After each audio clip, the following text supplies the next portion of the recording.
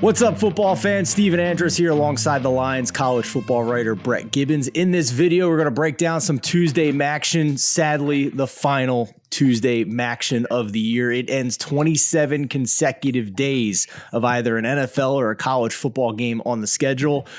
One day off on Wednesday, but then we get a few more days in a row. So it'll be 32 of 33 days of football on the schedule. It's still right in the mix of this. And Brett, let's look at these Tuesday games in the MAC.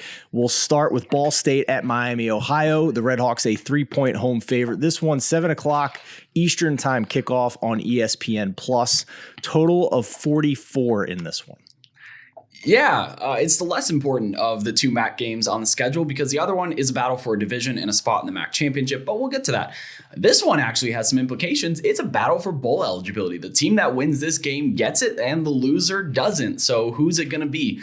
My problem with Ball State right now is Carson Steele, their do-it-all workhorse running back, got hurt last game. I don't expect him to play. I don't think he's probably not going to play. It did not look very good. And he was the entire Ball State offense. He had 263 carries this year, which is fifth nationally. No other running back on this roster has more than 35 carries. In fact, when he went out of the last week's game against Ohio, John Paddock, their quarterback, who I've been on this show before saying he's not very good, he had 35 passing attempts after Carson Steele went out. That's in the second half alone. He only had 13 passing attempts before then, and they were playing from behind. But they only had 2 carries for -4 yards against this Ohio offense when Carson Steele went out. So I have no idea what this offense is going to look like. I don't know if they're going to be able to score or not. The aggregate power ratings prefer Miami by 3.8 points, which goes through 3. And I say through 3 because you can find 2.5 in places. You are going to be paying a little bit of juice, but you can find it -120 on FanDuel as of late Monday afternoon. And because going from 2 points to 3 points is a 12-cent bump in push rate, I'm actually okay paying the extra 10 cents to get that below 3 if you're going to bet this game.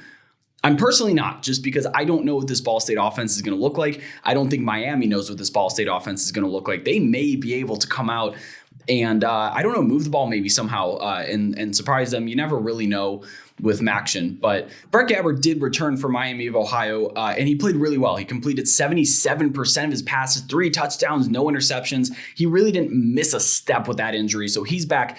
There's a lot more to trust about Miami, but again, I don't know if I'm really excited to bet this one. If you are, though, and you're considering, do I want to pay for the -120 or not, just remember that. You're paying 10 cents for a 12-cent bump in push rate there, implied win probability. So you can take that. It is a good bet in terms of just the math.